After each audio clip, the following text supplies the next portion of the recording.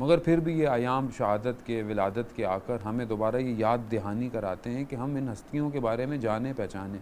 इसलिए ख़ुद रिवायतों में आया कि अपनी मजलिसों को हमारे ज़िक्र से ज़ीनत बख्शो, क्योंकि तुम्हारी मजलिसें में जब हमारा ज़िक्र होगा तो ख़ुद ब खुद वो मजलिसें अर्श वालों के लिए भी मुतक़र्रिज़ हो जाएंगी, यानी अर्श वाले भी तुम्हारी ही मजलिसों को देखेंगे। क्यों? क्योंकि तुम अपनी मजलिसों में हमारा ज़िक्र कर रहे हो। हम कौन हैं? ये कौन हैं हस्तियाँ? ये कैसी हस्तियाँ हैं? इन हस्तियों क्या है? और ज़ाहिर शब कदर की भी आज ताक़रातों में पहली रात है और ज़रबत शहादत भी जो है वो इमाम की आज की रात है। तो आज की रात बहुत अहमियत की हामिल है, यानी हम गुरूब से इसको अगर हम अपने ध्यान में रखें। हमारे यहाँ अमूमन क्या होता है, शब कदर को जो हम लोगों के रूटीन है कि भाई मजलिस में अमाल कब होंगे, तो हम और फिर थोड़ा 100 रकातें थोड़ी 50 या 10 60 हो जाएं तो हम आखिर में जाके पहुँचें ताकि थोड़ा आखिर में रहें, दुआएं करें। तो हमारा एक रूटीन है कि क्या कब कैसे होगा, जबकि शब कदर गुरूब के साथ शुरू हो जाती है। इसलिए बाज़ रिवायतों में आया है कि अपने गुस्ल को मकारिन बे गुरूब जो है वो अंजाम दो और अपनी इस शब का शुरुआत सदका देकर करो, क्योंकि रोज़ जो तुम सदका देते हो वो रोज़ एक दिन तुम्हारी सलामती का है। जो आज की शब सदका देता है वो पूरे साल की सलामती तुम्हारे लिए है। तो ये जो ज़ाहिर शब कदर, इसकी अपनी एक अहमियत है। नुज़ूल कुरान है, कुरान की मुख्तलिफ़ आयतें जो हैं उस पर दलालत करती हैं कि शब कदर में परवरदिगार ने कुरान को जो है वो नाजिल किया। इन्ना अंज़लनाहु फ़ी लैलतुल क़द्र, हमने लैलतुल क़द्र में जो है वो इसको नाजिल किया। और फिर ज़िक्र इमाम अली। तो ये बहुत अजीब तनासुब है। जब हम इसको समझें कि आज शब कदर के जो अमाल हैं, क्योंकि ज़ाहिर फ़ज़ाइल अहले बैत है और बग़ैर हम उसके कहीं पहुँच भी नहीं सकते हैं।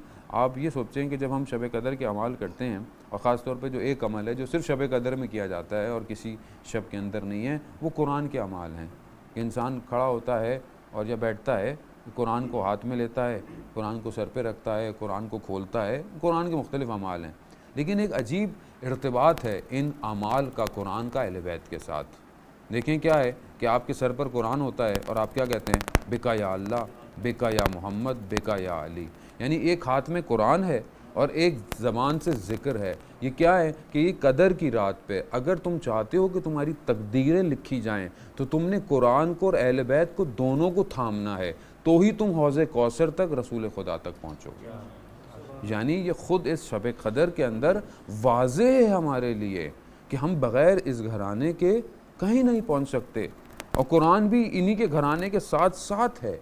जैसे आपके सामने मशहूर है कि मीसे अपने तम्मार को कितना वक्त के हाकिमों ने मना किया कि इमाम अली की फ़जीलतें बयान मत करो मत करो, तो वो क्या कहते थे? वो कहते थे कि क्या मैं कुरान की तिलावत को छोड़ दूँ, यानी कुरान की तिलावत छोड़ दूँ मैं, इमाम अली अलैहिस्सलाम की फ़जीलतें बयान न करूँ। यानी दोनों चीज़ें एक जैसी हैं। एक कुरान सामित है तो एक कुरान नातिक है, यानी कहीं जुदा नहीं है। लेकिन क्या हमने अपनी ज़िंदगियों में कभी कुरान में इमाम अली को ढूंढा, या हमने कभी इमाम अली अलैहिस्सलाम की ज़िंदगी में कुरान को ढूंढा? हमें कब कैसे कुछ नज़र आए? लेकिन जब तक है डॉक्टर रफ़ी बहुत बड़े आलिम हैं, स्कॉलर हैं ईरान के अंदर, वो यही कहते हैं कि हम फ़ज़ाइल अहले बैत बयान करें, इमाम के फ़ज़ाइल बयान करें और कुल्ली बातें करें और गुज़र जाएँ तो कोई फ़ायदा नहीं है। बात यह है कि हम ख़ुद अलवी हो जाएँ, यानी हम ऐसा गुज़रें ज़िक्र इमाम अली अलैहिस्सलाम से कि हम ख़ुद अलवी हो जाएँ और ख़ुद हम इमाम की सीरत पर चलने लगें। ख़ुद मौला नहजुल बलागा में इरशाद फरमाते हैं कि तक़वा, जहाद, इफ़्फ़त और मुस्तहकम होने के साथ मेरी पैरवी करो।